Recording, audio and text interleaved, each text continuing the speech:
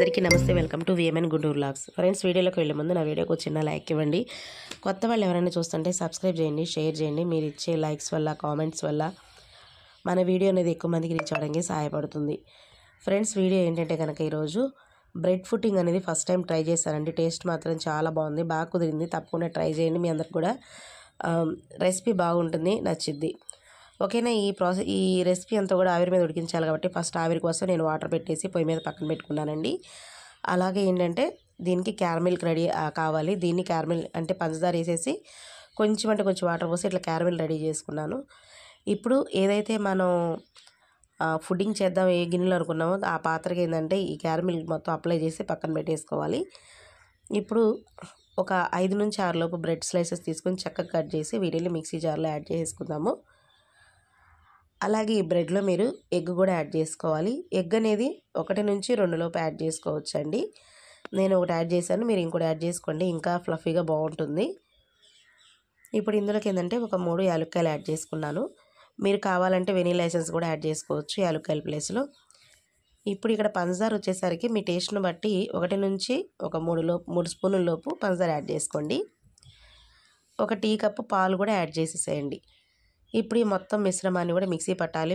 దీంట్లో ఏంటంటే కొంచెం చిటికెడంత సాల్ట్ కూడా యాడ్ చేయాలి, స్వీట్ హైలైట్ అవ్వడం కోసం.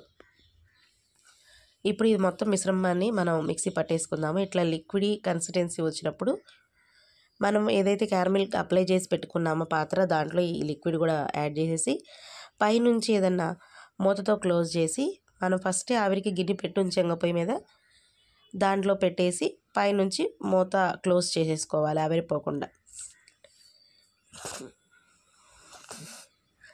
ఇలా పైనుంచి మొత్తం క్లోజ్ చేసేసుకొని ఒక 25 మినిట్స్ దాకా మనం ఈ ఆవిరి మీద ఉడికించుకోవాలి.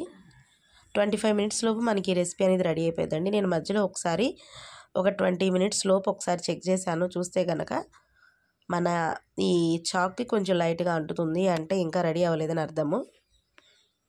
చూసారు కదా, ఇట్లా అంటుకోకుండా వస్తేనే మనకి రెసిపీ అనేది రెడీ అయినట్టు. కాబట్టి ఇంకొక 10 మినిట్స్ నేను లేదా ఒక 5 మినిట్స్ నేను మూత పెట్టి వదిలేశాను. ఆ తర్వాత చూస్తే మనకి చక్కగా రెడీ అయిపోయిందండి. కానీ టేస్ట్ చాలా బాగుంటుందండి, ఆరోగ్యానికి కూడా మంచిదే. ఇందులో మనం వాడే అన్నీ కూడా మంచి పదార్థాలే కాబట్టి తప్పకుండా ట్రై చేయండి. పిల్లలకి ఈవినింగ్ స్నాక్ టైంలో అట్లా మనం తయారు చేసేవచ్చు. స్వీట్ ఏదైనా అడిగినప్పుడు కూడా ఇలా చేయండి. చూసారు కదా, ఇప్పుడు రెడీ అయిపోయిందండి. ఇప్పుడు ఏం చేద్దామంటే పక్కకు తీసేసుకుందాము. ఇది తొందరగా డిమోల్డ్ అయిపోయిందండి, ఇబ్బంది కూడా ఏమి ఉండదు, చక్కగా వచ్చింది, టేస్ట్ కూడా బాగుంటుంది. ఎప్పుడైనా మనకి గెస్టులు వచ్చినప్పుడు కూడా ఎప్పుడన్నా అప్పటికప్పుడు హడావిడి లేకుండా హాయిగా చేసి పెట్టొచ్చండి. ఇలా తయారు చేసి కాసేపు మీరు ఫ్రిడ్జ్లో పెట్టి కనుక ఇంకా మీరు సర్వ్ చేస్తే చాలా బాగుంటుంది. ఇది మీరు చూసినట్టయితే చూసారా, ఇది ఉడకబట్టి పక్కన అంచులు కూడా వదిలేస్తుంది. దీన్ని మనం తీసేసుకుని చుట్టూరా ఒకసారి చాకుతో ఇలా చేసామంటే అంటులు అంచుకున్నదంతా విడిగా అయ్యిద్ది. అప్పుడు మనం డిమోల్డ్ చేసుకోవడానికి తొందరగా అయ్యిద్దండి. ఇప్పుడు చూడండి, సైడ్లు కట్ చేయగానే ఎట్లా వస్తుందో ఊరికే పక్కకు జరిగిపోతుంది. ఇప్పుడు మనం దీన్ని వేరే ప్లేట్లోకి డిమోల్డ్ చేసుకుందాం. అంతే ఫ్రెండ్స్, అయిపోయింది. చూసారు కదా, ఇట్లా వస్తుంది. రెసిపీ అనేది చాలా ఈజీగా చేసుకోవచ్చు, వంట రాని వాళ్ళు కూడా చేసుకోవచ్చు అండి. టేస్ట్ మాత్రం చాలా బాగుంది, తప్పకుండా ట్రై చేయండి. చూడండి, పైన మనం వేసుకున్న పంచదార క్యారమిల్ ఏదైతే ఉందో అది కూడా చక్కగా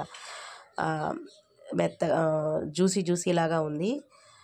మధ్యలో లోపల ఇదేమో లైట్ స్వీట్నెస్, పైన ఈ క్యారమిల్ స్వీట్ చాలా బాగుంది. ఫ్లేవర్స్ అన్నీ కూడాను పిల్లలకి చక్కగా ఇట్లా చేసి కాసేపు ఫ్రిడ్జ్లో పెట్టి ఇవ్వండి, చల్లగా ఉంటే ఇంకా బాగుంటుంది.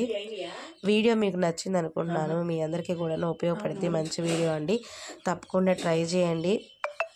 ఇలా మీరు స్నాక్స్ కూడా బాక్స్లో వేసి పంపించవచ్చు. నేనైతే టేస్ట్ చూశాను ఇక్కడ ఎలా ఉంది ఏంటన్నది. టేస్ట్ మాత్రం చాలా బాగుంది. వీడియో మీకు నచ్చింది అనుకుంటున్నాను. మరొక మంచి వీడియోతో కలుస్తాను.